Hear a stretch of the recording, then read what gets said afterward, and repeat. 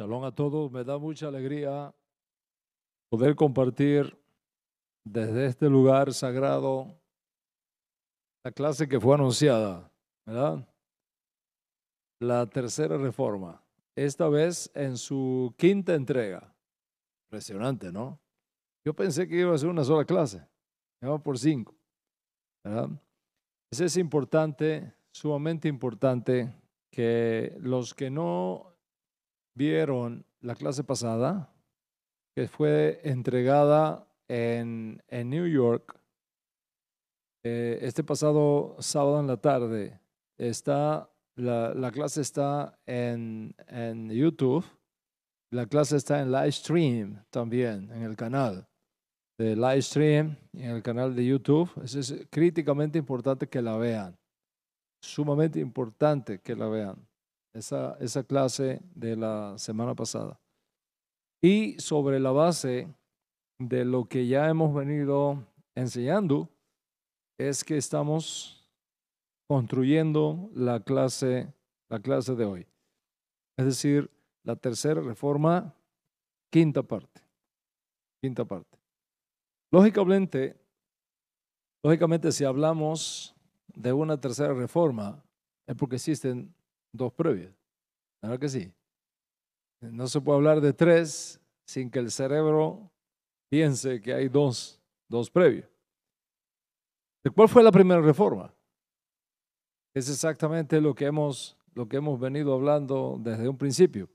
La primera reforma tuvo lugar entre los años 100 al 380 de la era común, cuando el cristianismo histórico logra suplantar el paganismo como la religión oficial del Imperio Romano y establecerse en su lugar no solo como una religión legal y autorizada, sino como la religión oficial del imperio. No vamos a analizar todas las cosas que llevó al cristianismo a reformar todo el imperio y producir los cambios culturales, sociales, políticos más grandes que el mundo alguna vez haya conocido.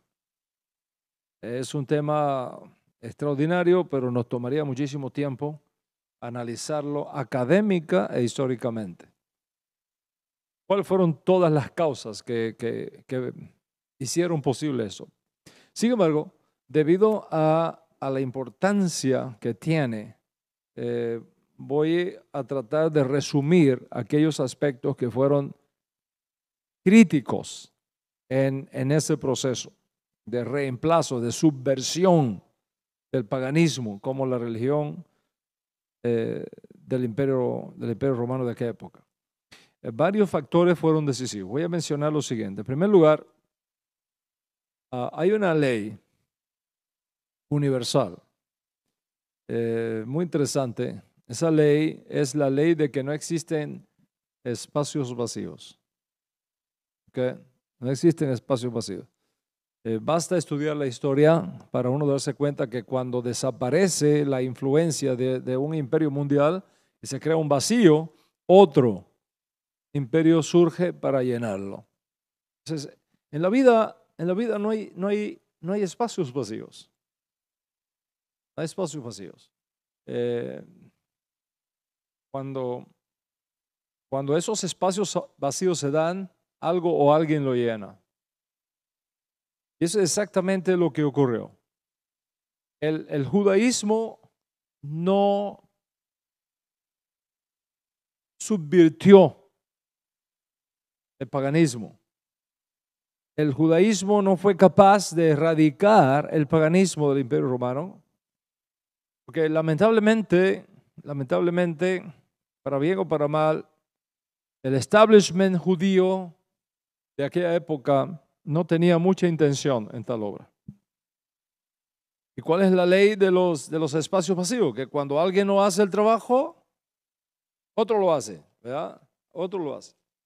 Alguien dijo que la única cosa que tienen que hacer los justos para que los malos adquieran preponderancia y se apoderen del poder, ¿qué cosa es?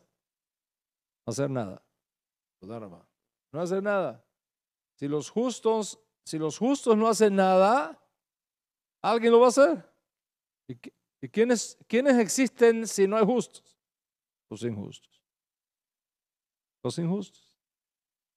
Y esto es un desafío para todos nosotros, porque la Escritura dice, si los fundamentos son quitados, ¿qué tienen que hacer los justos? Si los fundamentos son quitados, ¿qué tienen que hacer los justos? Sí, aunque algo es cierto y no lo podemos obviar, es que la popularidad del judaísmo en el Imperio Romano facilitó la entrada del protocristianismo como la fuerza capaz de remover eventualmente el paganismo.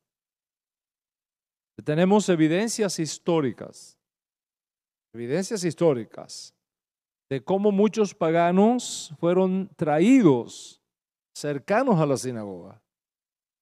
Fueron atraídos por varias cosas que el judaísmo ofrece que el paganismo no tenía. Entre otras, por ejemplo, el judaísmo ofrecía el monoteísmo judío.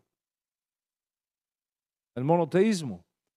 Y fue para los paganos muy curioso que los judíos adoraran y sirvieran a un Dios que no se veía y que no se podía tocar.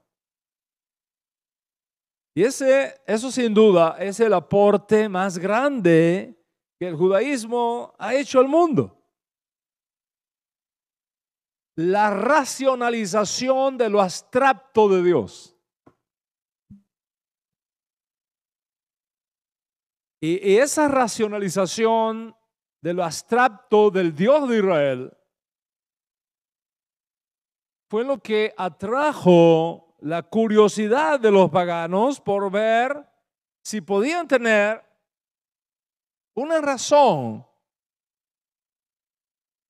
para encontrarse con un Dios que no se puede ver, que no se puede tocar. Que por supuesto, los paganos inteligentes, los paganos pensantes, tuvieron aquí un tremendo desafío.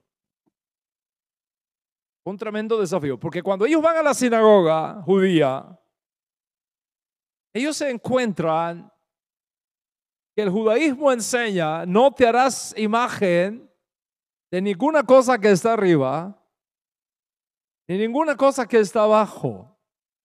No te harás dioses ajenos delante de mí. No tendrás dioses ajenos delante de mí. No te inclinarás delante de ellos. No los honrarás, etcétera, etcétera, etcétera. Sin embargo, en el proceso de la racionalización de lo abstracto del Dios de Israel, es imposible hablar sin crear mentalmente una imagen del Dios de Israel. ¿Cuál es la diferencia entre una imagen tallada y una imagen mental? Porque cuando el rabino de la sinagoga enseñaba el brazo de Dios, los ojos de Dios, los oídos de Dios, el dedo de Dios, está usando una imagen. Y la Torá prohíbe hacerse imagen. Y esa curiosidad por el monoteísmo judío en esas circunstancias atrajo a muchos paganos pensantes, incluyendo filósofos.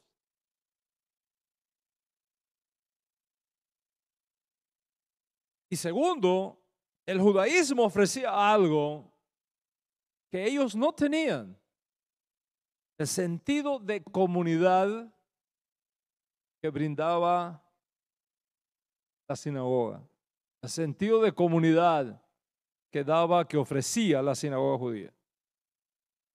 Los judíos siempre procuramos vivir en comunidad. Nos amamos, nos cuidamos unos a otros, procuramos hacer negocios entre nosotros, nos vemos 2 o 3 veces por semana,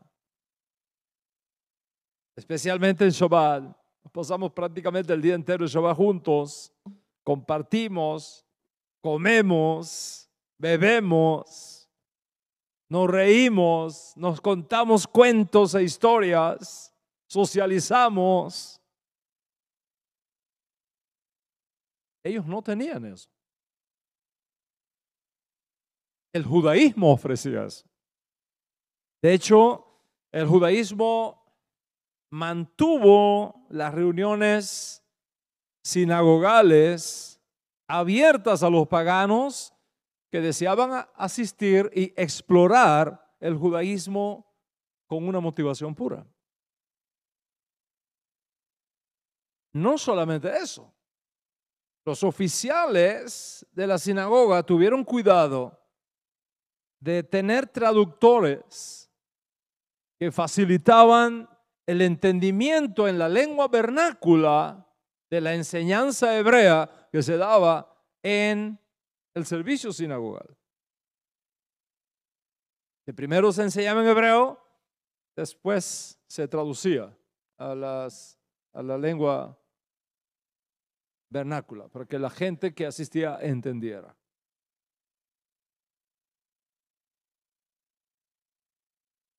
Los que se acercaron al judaísmo descubrieron esa riqueza.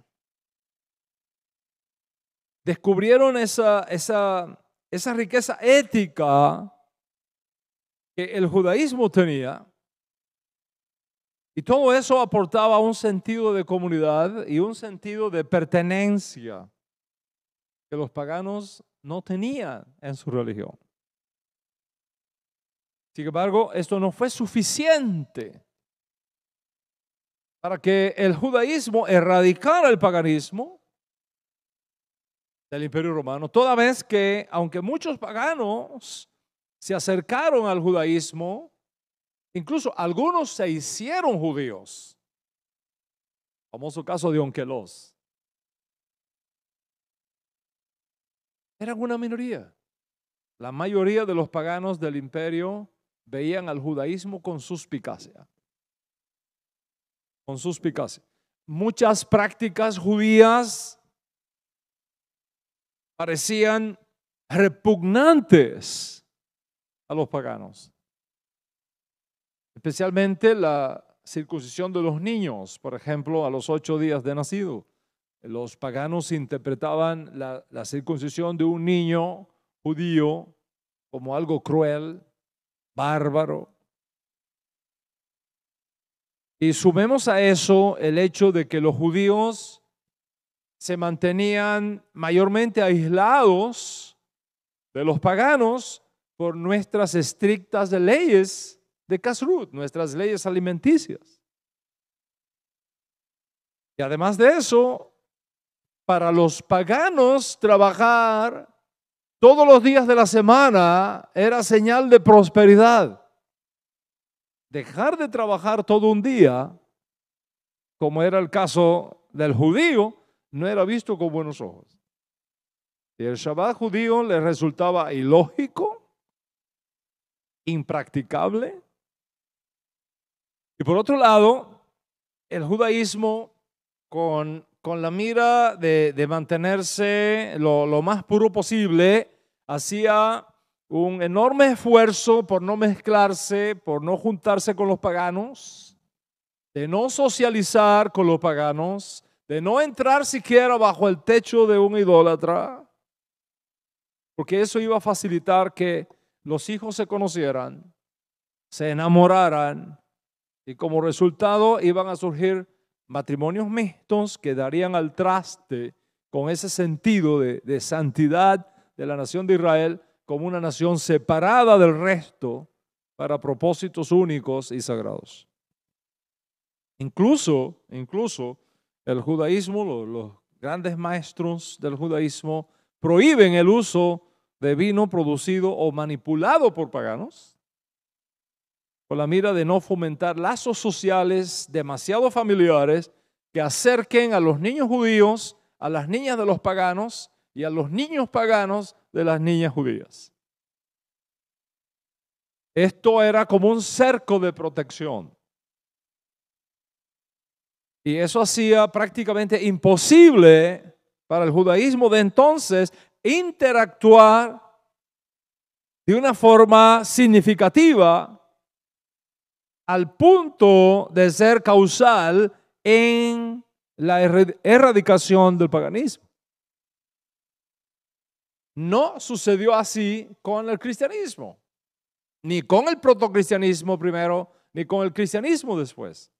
Los cristianos, especialmente a partir del siglo II, cuando comienza ese proceso de separación de sus raíces hebreas y se establecen como casa aparte, ya no guardan los rituales judíos, no practican las cosas judías, no practican las restricciones alimenticias, no practican la circuncisión, ya no observan el Shabbat y de esa manera no tuvieron problemas de interacción con la comunidad pagana porque ellos eran expaganos también. Tenían familias del otro lado, tenían amigos del otro lado, tenían parientes del otro lado, tenían negocios del otro lado y la interacción se mantuvo. Lógicamente tuvieron mayor éxito en comunicarse con aquella religión y con aquella sociedad y ganar adeptos. Por supuesto, el judaísmo, como dije, tanto en aquellos días, aún hasta nuestros días, abría sus brazos a todos los paganos que se acercaran para conocer la fe y práctica judía, pero no tenemos evidencias históricas del judaísmo haciendo proselitismo entre los paganos.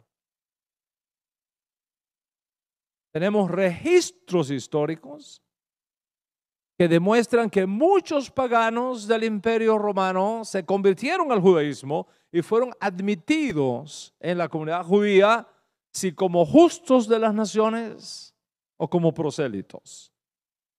Y tenemos registros históricos que demuestran también que muchos paganos asistían a las sinagogas judías, simpatizaban con la fe y con las prácticas judías, pero nunca se convirtieron al Dios de Israel. Eran simplemente simpatizantes que giraban alrededor de esa línea fronteriza entre ambas religiones. Sin embargo, a pesar de eso, no hay evidencias históricas, por lo menos no hasta nuestros días. No hay evidencias históricas de judíos intencionalmente, exprofesamente, saliendo de las sinagogas a las calles y ciudades paganas, buscando la conversión de los paganos y trayéndolos al judaísmo dentro del Imperio Romano. En otras palabras, y para usar un lenguaje que muchos de nuestros hermanos y amigos que nos siguen diariamente en toda Iberoamérica puedan entender, no hay evidencia histórica de que los judíos tuvieran una misión evangelizadora del Imperio Romano.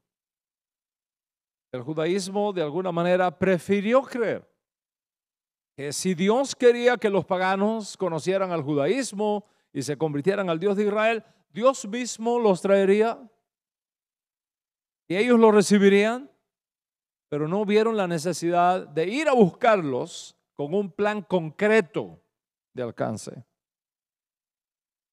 En otras palabras, el judaísmo pensó que de alguna manera Dios trataría con los paganos y usaría sus propios medios para la salvación de los paganos. Así que la política del judaísmo de aquella época fue: nosotros aquí, ellos allá. Si vienen, los recibimos y los instruimos. Pero si no vienen, nosotros no iremos. No es necesario ir. Y si lo hacemos, vamos a sufrir un grave daño. Y podríamos comprometer nuestro judaísmo. Y podríamos comprometer nuestro estatus como nación del pacto. Y más bien, corremos el riesgo de mezclarnos con ellos. Así que mejor nos quedamos tranquilos aquí que Dios sea el que resuelva ese asunto con los paganos. Eso fue a vuelo de pájaro la manera como el judaísmo en sentido general vivió en los días del Imperio Romano. Lo interesante de todo esto es que el paganismo tenía el mismo modelo, la misma posición, el paganismo. No hay evidencia histórica que demuestre que los paganos salían a convertir a los judíos al paganismo. No hay evidencia histórica. No hay evidencia histórica de que los paganos iban a otras religiones para buscar adeptos. Es decir, el paganismo tampoco era una religión misionera. No tenían un programa de evangelismo, para usar un término que ustedes conocen perfectamente bien. El cristianismo fue un asunto fuera de serie. El cristianismo se convirtió en una fuerza misionera. Nada visto antes en toda la historia del Imperio Romano. Y como no tenía la oposición del judaísmo, porque el judaísmo no era misionero, ni la oposición del paganismo, porque tampoco era misionero, entonces eso dejó el camino abierto para el trabajo misionero del cristianismo. ¿Me sigues aquí? ¿Por qué? Porque cuando hay un espacio vacío, alguien lo llena. ¿Por qué los cristianos se volvieron esa fuerza misionera impresionante que subvirtió el paganismo al Imperio Romano, que logra legalizarse y eventualmente establecerse como la religión oficial del Imperio Romano en el año 380?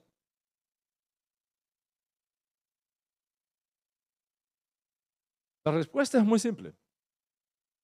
El cristianismo estaba convencido que si las personas continuaban siendo paganas, y estaba convencido de que si las personas paganas seguían dando culto a los dioses e ídolos paganos, se iban a ir al infierno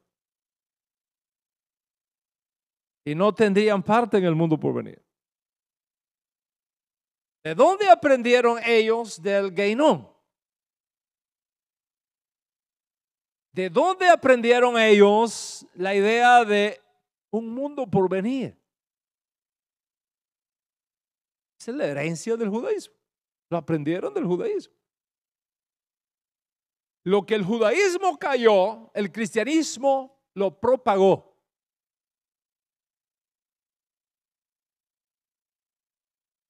Por tanto, sentían la enorme necesidad, por amor, de compartir su fe con los paganos, porque los consideraban totalmente perdidos y excluidos. Entonces, en la mentalidad cristiana está la idea de que a menos que los paganos se arrepientan y se conviertan y abandonen sus ídolos y profesen lealtad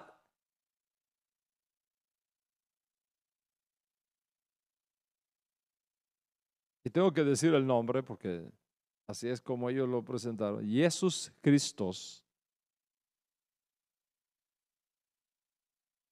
estarían sujetos al juicio del infierno.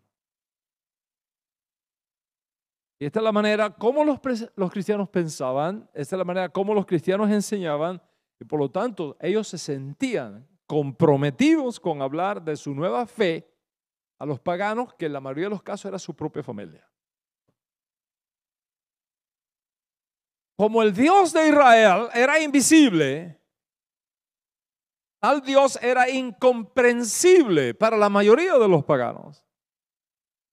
La mayoría de los paganos no podían concebir la divinidad sino en términos tridimensionales. El cristianismo encuentra entonces un punto un punto gravitacional, un common ground teológico con esta posición, en la tangibilidad teológica del paganismo, presentando la figura histórica de Jesús Cristo como una realidad divinal tangible que facilita a los paganos del imperio un mejor entendimiento del Dios de los cristianos.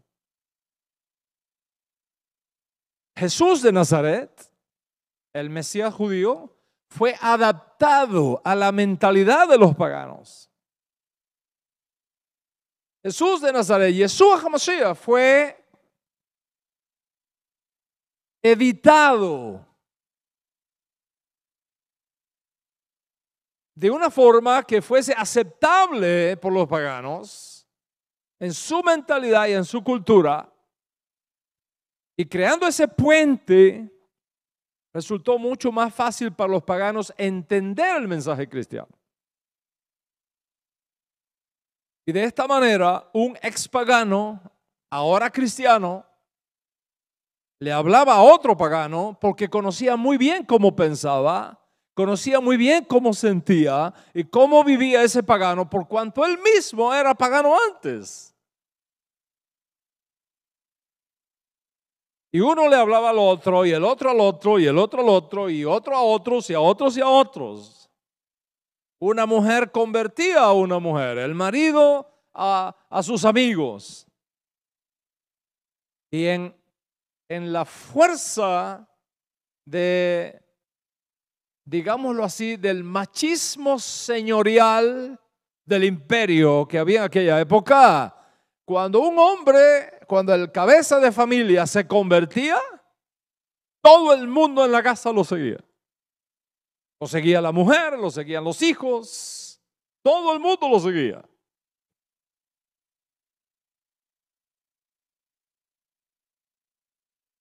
Por eso encontramos a un judío diciéndole a un pagano: cree en el Señor Yeshua HaMashiach y serás salvo tú y tu casa. Porque Saúl sabía que cuando un pagano decía por aquí, el resto lo seguía. Hoy día no, hoy día las mujeres no hacen así. ¿Verdad que no? ¿O verdad que sí? Ignacio, ¿sí o no? Creo que te metí con un problema, hermano.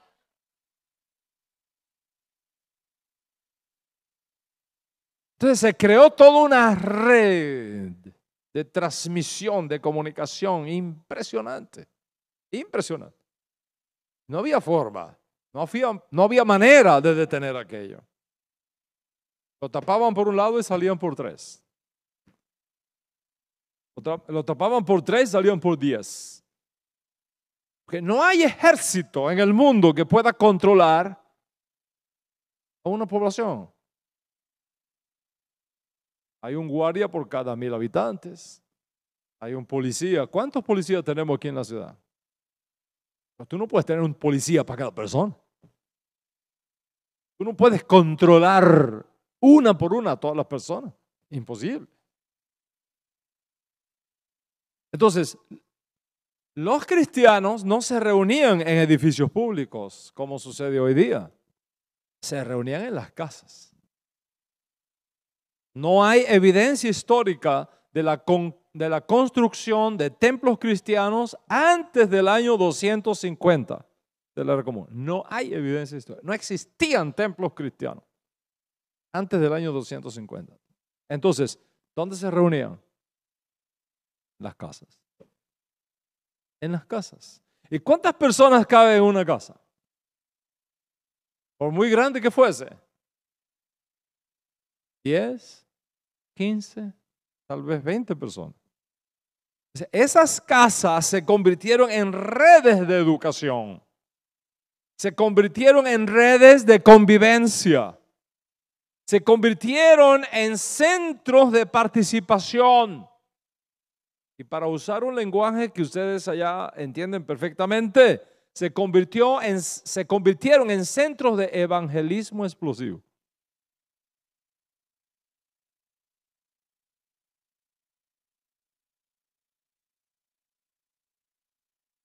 Mire entonces este cuadro.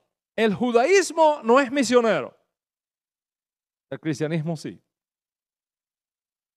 El judaísmo es socialmente exclusivo. Es decir, no salía a buscar prosélitos. Existía solo para los judíos. El judaísmo era con puertas cerradas. En ese sentido. El cristianismo no. El cristianismo era de puertas abiertas. El cristianismo era inclusivo. Los buscaba y los traía a todos por igual. Pero aquí se da un fenómeno muy interesante. Y es que teológicamente el cristianismo hereda del judaísmo exclusividad teológica, no social.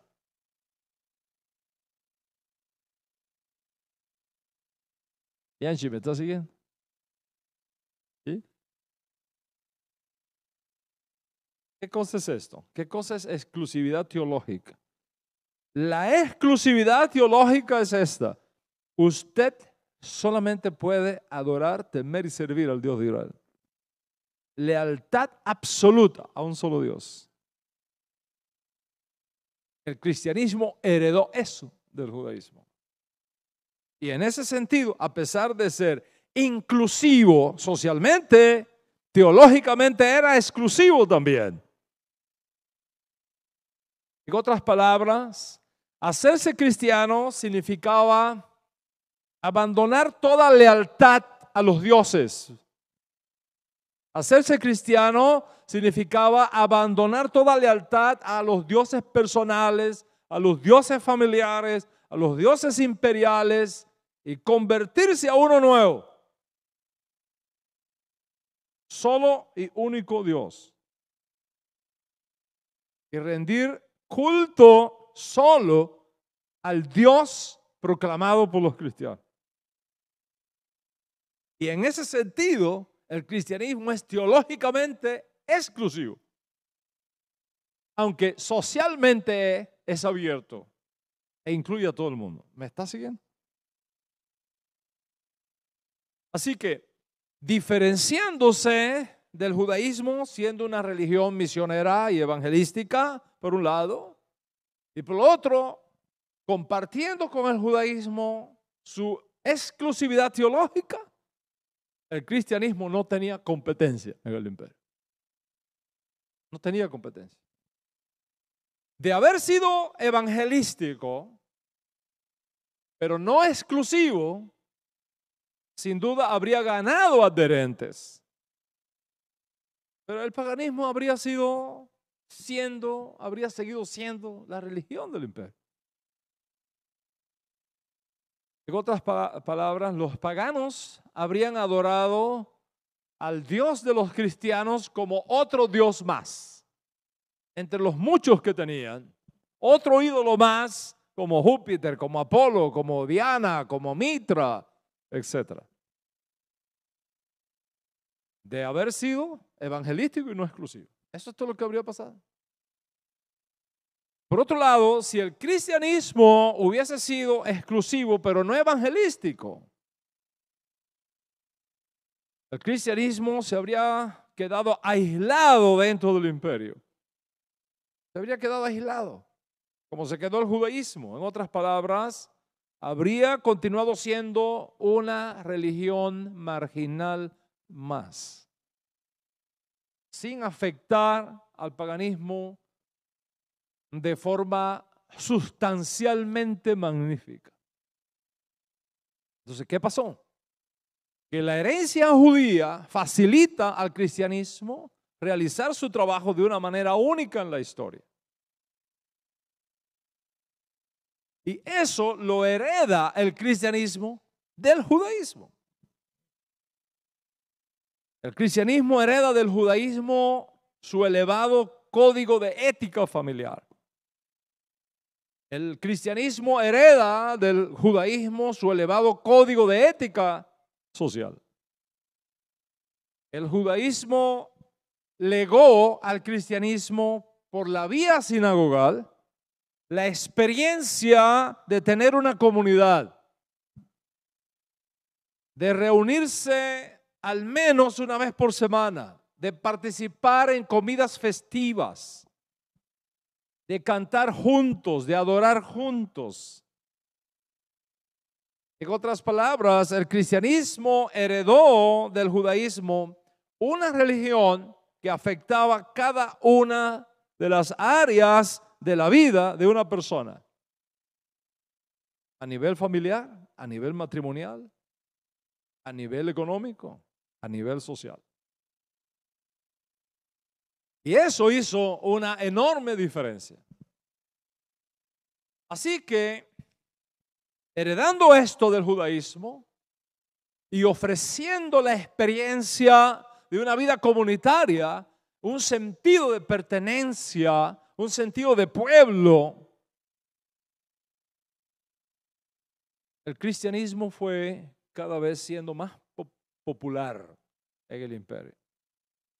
Entonces tenemos 4 cosas que son críticamente importantes que permiten al cristianismo lo que el judaísmo no hizo. Primero, que fue una religión misionera, el cristianismo, y que sigue siendo una religión misionera. Y esto lo hizo diferente del judaísmo, que prefirió una política o un modelo de aislamiento del mundo pagano. Segundo, fue una religión inclusiva, no exclusiva. Y eso lo hace diferente al judaísmo, que prefiere no buscar nada afuera y mantenerse exclusivos en el mundo. Tercero, fue una religión teológicamente exclusiva, heredando eso del judaísmo en el sentido de que, como ya expliqué, hacerse cristiano significa abandonar toda lealtad a los dioses previos, rendir solamente pleitesía al Dios que ellos estaban predicando. Y cuarto, fue integral, heredando del judaísmo ese sentido total de integración. El cristianismo se transforma en una religión que abarcaba toda la experiencia humana, a nivel personal, a nivel familiar, a nivel matrimonial, a nivel social, a nivel político. Y todas estas realidades facilitó el éxito del cristianismo, quien exigía que los paganos abandonaran sus ídolos, abandonaran sus costumbres paganas, abandonaran sus dioses paganos y se convirtieran al Dios que ellos estaban proclamando como su único Señor. Y el éxito fue tan extraordinario que ahora prácticamente todos los cristianos eran ex-paganos. Y eso facilitó que al menos 3 siglos después todo un imperio se vuelve cristiano, por así decirlo. Para el año 380 de la era común, el emperador Teodosio declara al cristianismo la religión oficial del Imperio Romano. Esto fue, desde el punto de vista académico y desde el punto de vista histórico, la transformación social, cultural, religiosa y política más extraordinaria que el mundo haya conocido. Subvertir la religión de todo un imperio sin armas.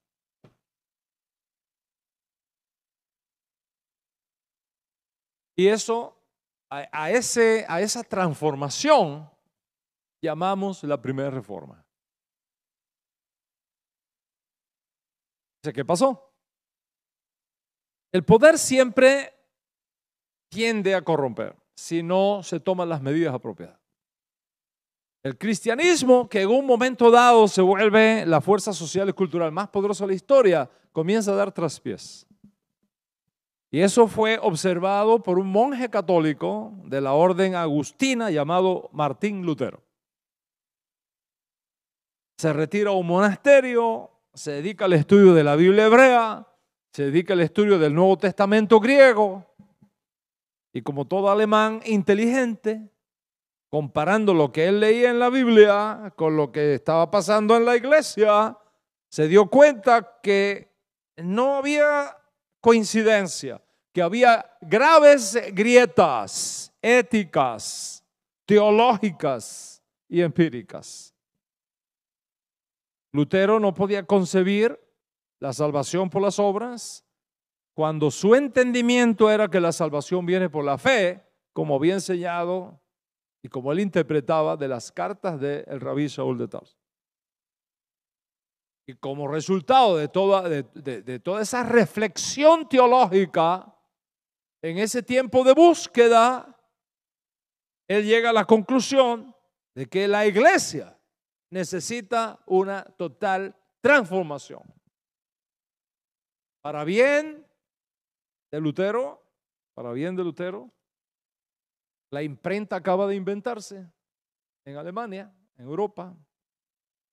Él traduce la Biblia al alemán y por primera vez los alemanes comienzan a leer la escritura judía en su propia lengua vernácula. Y clava sus 95 tesis de que él hizo gala en sus días.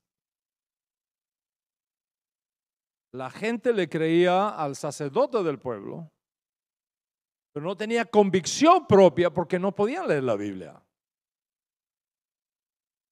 Con la traducción de la Biblia al alemán, el pueblo alemán tuvo acceso por primera vez a las escrituras sagradas y eso estableció la segunda reforma como un hecho irreversible en la historia. Por supuesto, el establishment cristiano confronta a Lutero, él se mantiene firme y se da esta segunda reforma que abarca a toda Europa. La victoria del protestantismo es impresionante. Primero en Alemania, luego en el resto de Europa, más tarde en América, hasta nuestros propios días. Ninguna persona medianamente instruida históricamente puede negar estos hechos que acabo de mencionar aquí. Son un crystal clear reality. And we can prove it historically.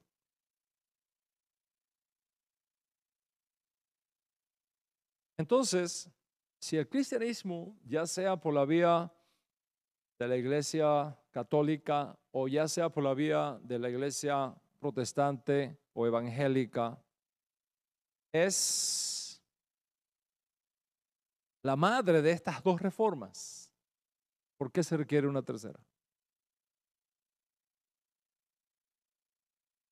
¿Cuál es la razón? Si el cristianismo creó el movimiento socioeconómico, cultural, político más grande que el mundo haya conocido, ¿por qué se necesita ahora, en el siglo XXI, una tercera reforma? La razón es empírica, la razón es teológica y la razón es profética. Porque todos nosotros estamos de acuerdo que las cosas no andan bien en las naciones cristianas. Todos nosotros sabemos que las cosas no andan bien en nuestras naciones que tienen una cultura judeo-cristiana.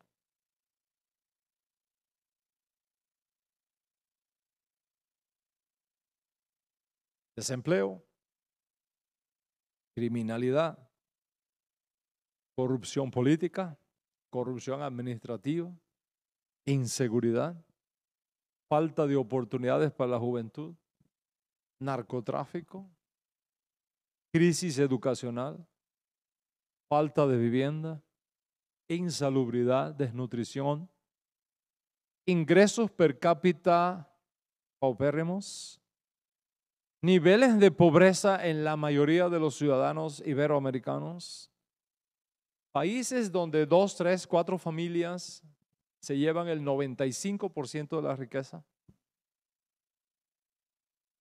contaminación ambiental, deuda pública, inflación galopante, contaminación de los ríos, contaminación de los mares. Incluso algunos países de corte cristiano han comprometido sus aguas subterráneas para pagar su impagable deuda externa. Y todos los que están en esas posiciones de poder son cristianos.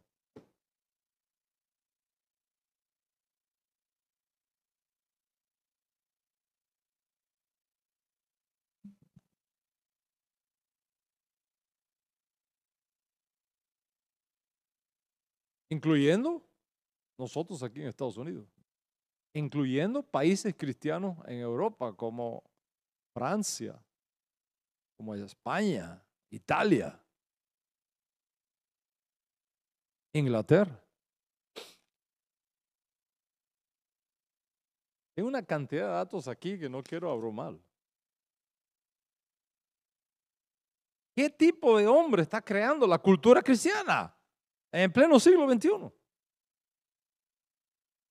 Por supuesto que hay excepciones y por supuesto que no estamos buscando chivos expiatorios, pero estamos viendo las cosas empíricamente, como son. Y como cualquiera que viaja, como el doctor está acá o yo, que viajamos por nuestras naciones iberoamericanas y vemos los desastres que están pasando en nuestras naciones judeo-cristianas.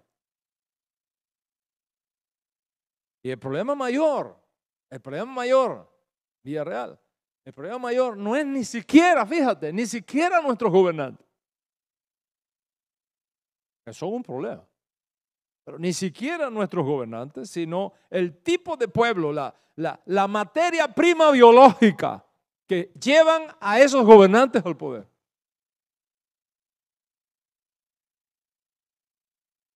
Porque cuando tú tienes un pueblo que por una Coca-Cola y un sándwich venden su voto, sin importar quién sea el que eligen, entonces tú te das cuenta que tenemos un pueblo ignorante.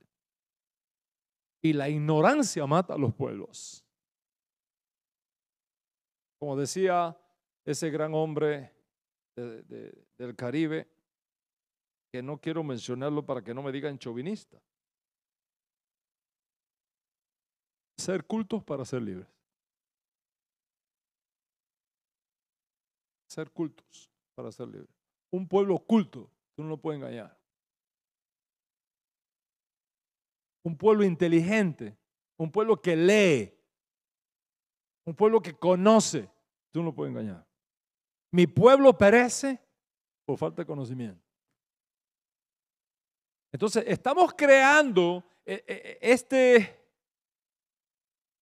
esta cultura cristiana, está creando una generación de pícaros sociales. Una generación que se quiere hacer rica sin trabajar.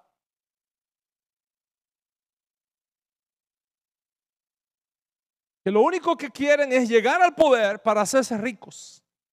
Porque es imposible que un hombre como Maduro, que era chofer de taxis los otros días en Caracas, hoy tenga un edificio en China de 72 pisos administrado por uno de sus gángsters.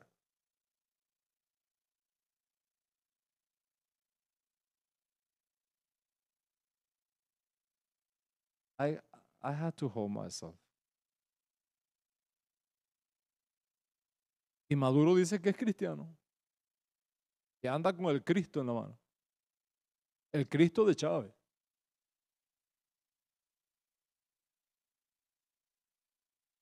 El mismo crucifijo con el que bajó Fidel de las montañas. El mismo crucifijo que tenía Fidel aquí grande. La Virgen Santísima del Cobre que la bajó aquí de grande y que dijo, mi revolución es verde como las palmas, verde como las palmas. ¿Tú le vas a creer al diablo?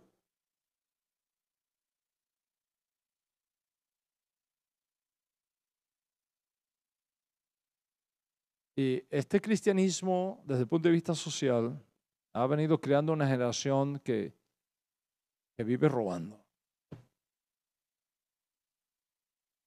Y uno lo ve. Ve cómo llegan. ¿Has visto las cajitas esas que guardan los periódicos? Que tú le echas 25 centavos y sacas un periódico. Le echas 25 centavos. No se lleva un periódico, se llevan 3 o 4.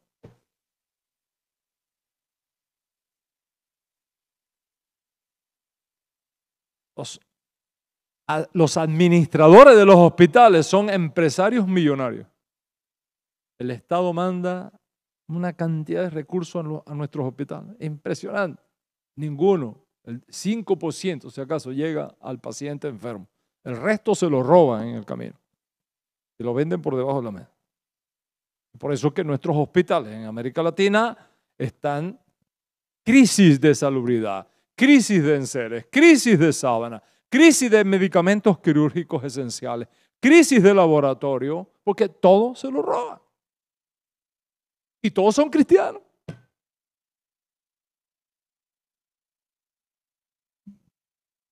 Y el cristianismo ha venido creando una generación que vive robándose los cables de televisión, se cuelgan de los cables. Miren las telas de arañas que hay en nuestras ciudades de Iberoamérica. Todo el mundo robando electricidad, robando petróleo, robando gas, pegándose.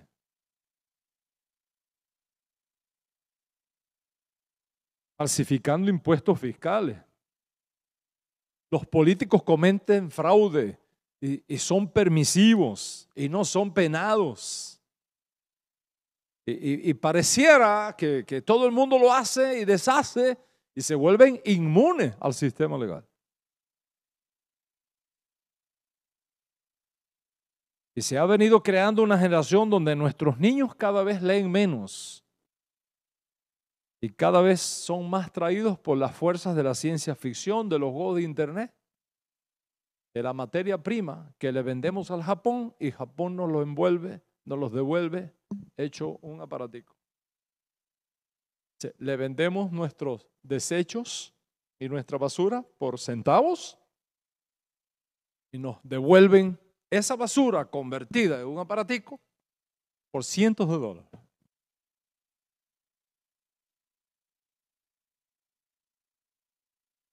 Hemos venido creando un sistema donde nuestros policías, donde nuestras fuerzas armadas reciben salarios vergonzosos que no les alcanzan ni para pagar la renta de su casa y los expone siempre a la corrupción, al soborno, a la injusticia, porque la Biblia dice, no pongas piedra delante del ciego.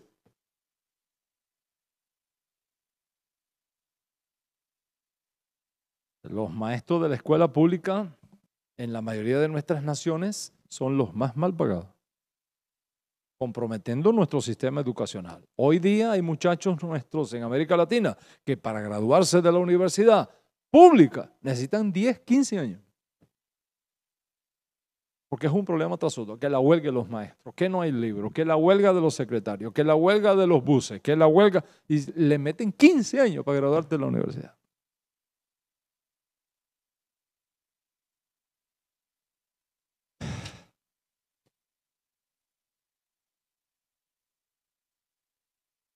Mientras eso está pasando en la cultura cristiana, en culturas no cristianas como la de Japón, lo que estamos viendo es impresionante. Los niños japoneses, por ejemplo, son expertos en computación, en redes sociales, en negocios online. Cuando un niño japonés sale del high school, sale hablando 4 idiomas. 4 idiomas. Expertos en computadoras. Los niños japoneses se tienen que leer 52 libros por año. Un libro por semana. ¿Cuántos se leen los nuestros?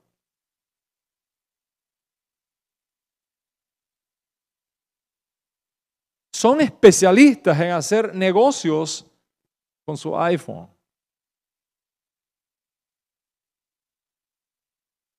Entonces, ¿con quién van a competir nuestros hijos? O nuestros nietos. Los muchachos nuestros en Iberoamérica saben más de chistes de la farándula. Y saben más de moda. Y saben más de los artistas famosos. Pero muy poco de historia, muy poco de literatura, muy poco de matemática. ¿Quiénes son los héroes de nuestros hijos? ¿Quiénes son?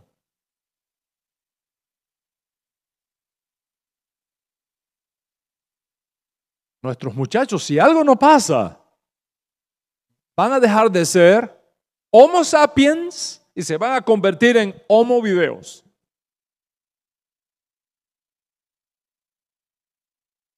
Y hay chicos que si tú le quitas el teléfono, les da un ataque de pánico. Los padres hemos perdido la autoridad a un nivel tan grande que no somos capaces de decirle, ni en la sinagoga, decirle, dame el teléfono. Aquí a la sinagoga no se puede estar texteando, no se puede estar jugando. No podemos decirle, porque les da una tangana, hasta la policía le llaman. Eso no es así, Mari. Lo estamos viendo con nuestros. Entonces, aunque estas cosas, aclaro, estas cosas no son valores reales del judeocristianismo, no son valores reales del judeocristianismo. Nuestras naciones cristianas han hecho caso omiso de eso, han pisoteado esos valores y hemos creado una generación que, aunque nominalmente es cristiana, empíricamente es anticristiana. Entonces, yo me pregunto, ¿cómo es posible que esto esté ocurriendo?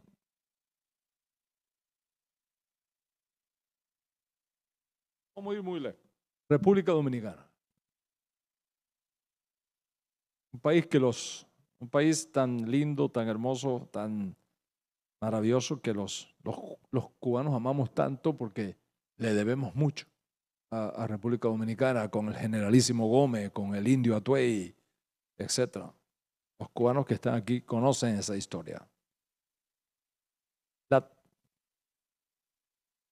República Dominicana tiene más del 52% de cristianos.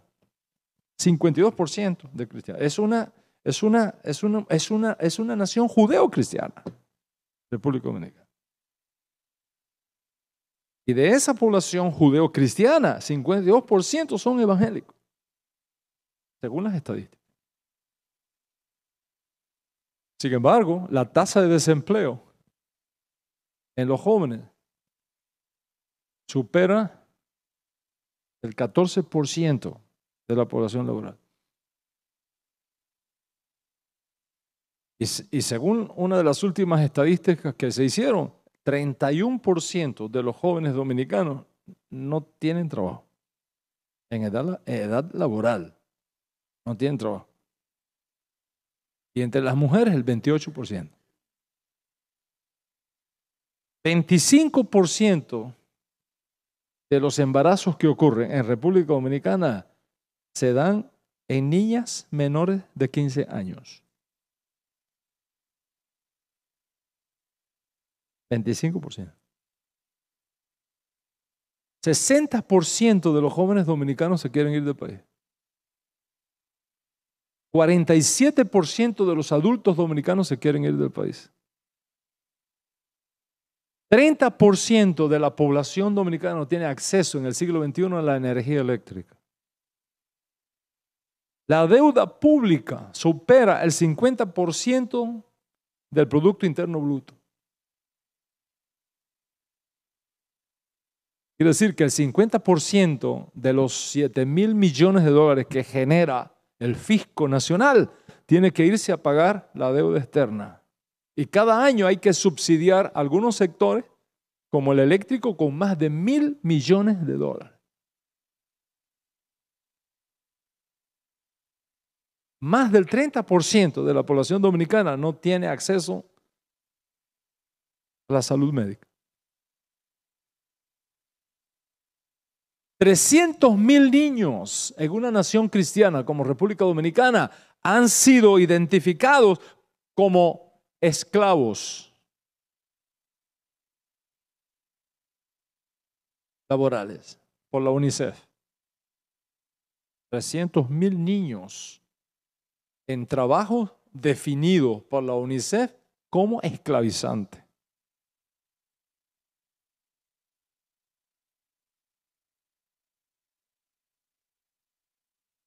Entonces yo me pregunto, ¿cómo es posible que el cristianismo, que una vez fuera la fuerza social más poderosa que el mundo conociera, que subvierte al cristianismo, al paganismo en un punto determinado de la historia, hoy se encuentre así? ¿Cómo es posible? ¿Qué está pasando? Aquí tenemos, en Miami, tenemos mega churches con 3,000, 4,000, 5,000 miembros, pero el alcalde de la ciudad es un brujo.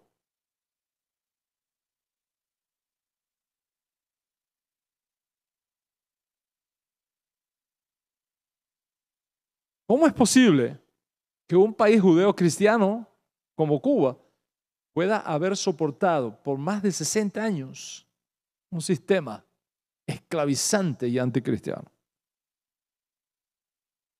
¿Cómo es posible que un país judeo cristiano como Venezuela pueda seguir sosteniendo un sistema que desgobierna esa nación? Y porque Dios metió la mano. Porque Colombia estuvo, como decimos los cubanos, al pico del aura. Y ahora México ganó a la izquierda. ¿Tú te imaginas? Cuba, Venezuela, países cristianos, Cuba, Venezuela, Nicaragua, Ecuador, Bolivia. Que Colombia hubiese caído también en la izquierda y que México ahora en la izquierda. Imagina lo que habría pasado. Y son países cristianos. Y aunque hay separación en la mayoría de ellos de la iglesia y el Estado, culturalmente son países cristianos. Entonces, ¿cómo es posible que esto esté sucediendo? Entonces, ¿hace falta una tercera reforma o no hace falta una tercera reforma?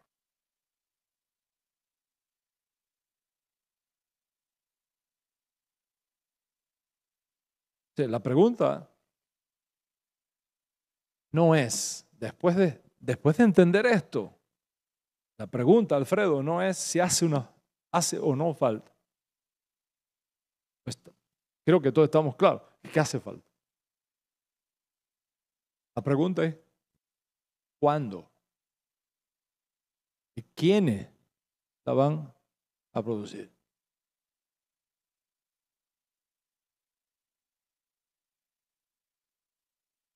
¿Quiénes son los que están llamados a provocar esta tercera reforma en nuestras naciones? Y quiero terminar con algo que es muy extraordinariamente importante. Nuestro santo maestro, Yeshua Mashiach,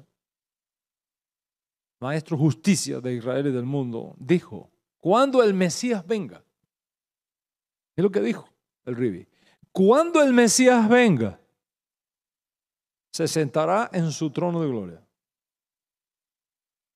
Y serán reunidas delante de él todas las naciones.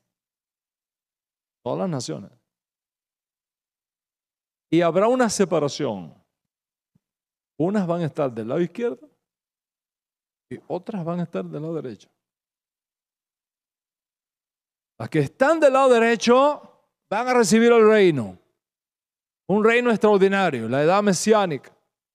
Las que están del lado izquierdo no participarán. ¿Y cuál es la medida para esa separación? Por cuanto lo hicisteis a uno de estos mis hermanos más pequeños, a mí lo hicisteis. En otras palabras, de acuerdo como sea la relación de esas naciones con Israel y lo que Israel representa, así será la separación. Eso te dice a ti, ya no te tengo que decir mucho.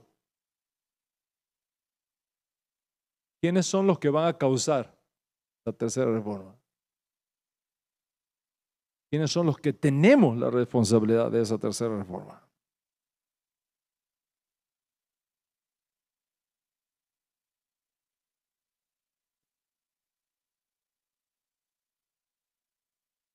Y si tú quieres que tu nación esté del lado derecho del Mashiach o del lado izquierdo del Mashiach, entonces algo hay que hacer.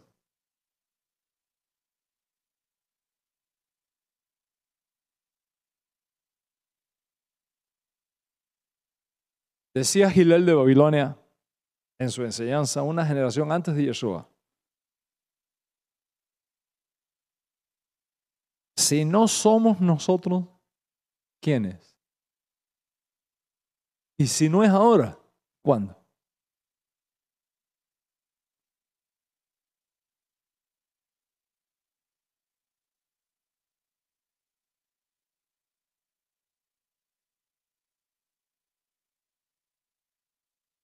El tiempo ha llegado para que esta tercera reforma tenga lugar.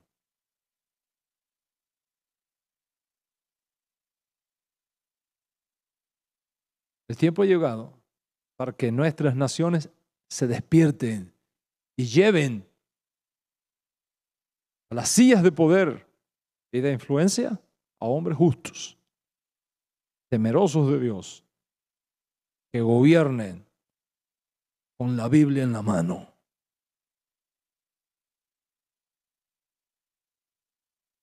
Que estén a favor de Israel, no en contra.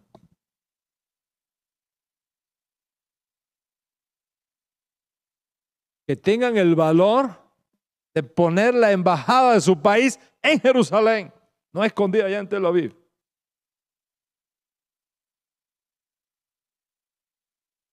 Y en la misma medida que nos vamos acercando a este tiempo del fin, iremos viendo cuáles son las naciones que estarán al lado derecho y cuáles son las que estarán al lado izquierdo.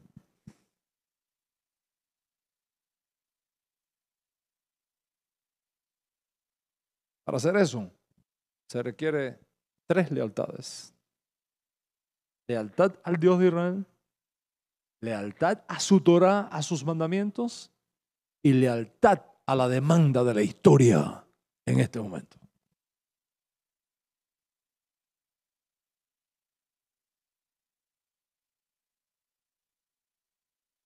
Enseñar Torah a las naciones, llevar hombres justos a las zonas de influencia y de poder.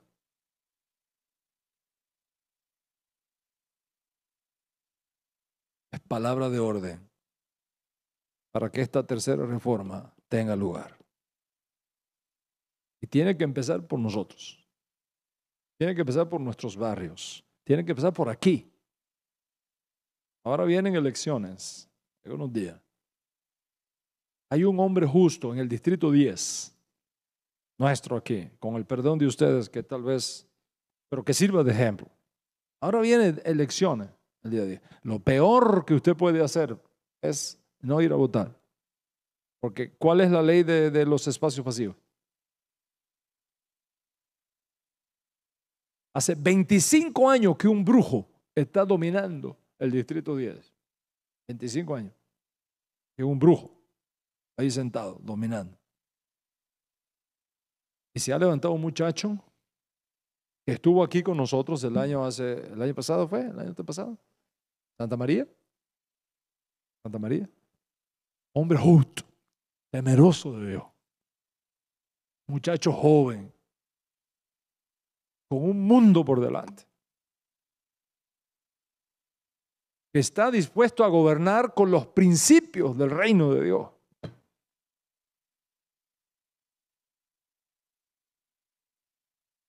A ese muchacho hay que llevarlo.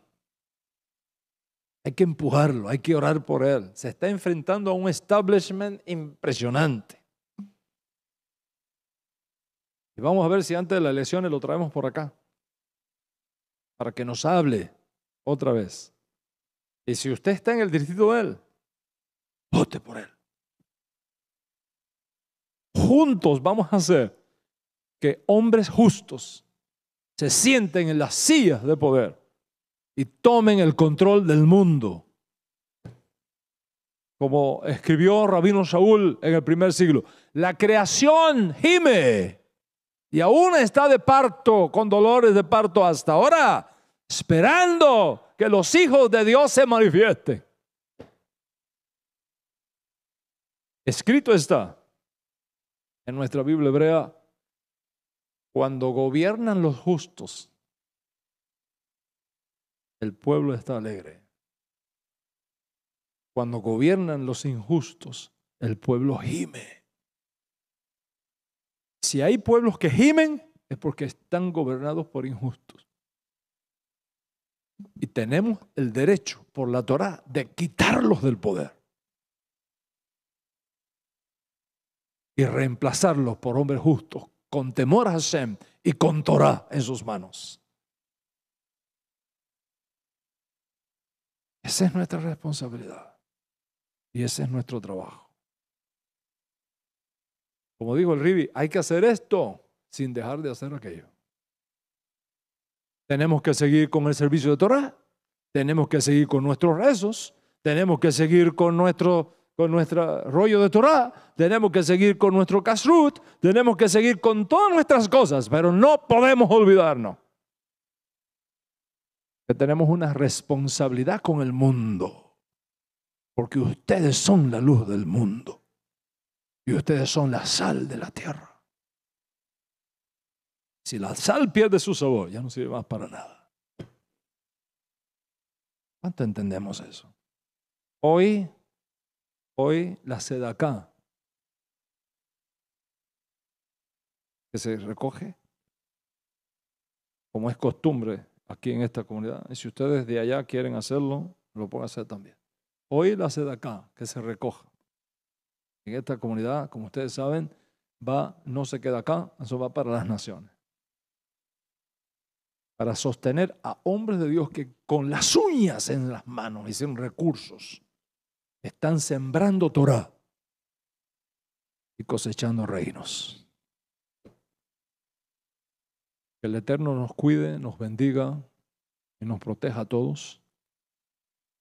Y que esta palabra que hoy he compartido con ustedes y que me queme el alma, te queme también la tuya. Para que podamos hacer juntos lo que separados no podemos hacer.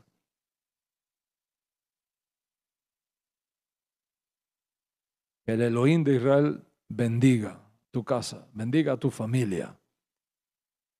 Que el Elohim de Israel bendiga tu mente y tu corazón. Y que este sea un tiempo de revelación para ti.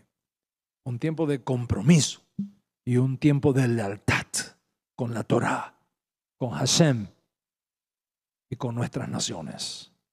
Shalom, shalom.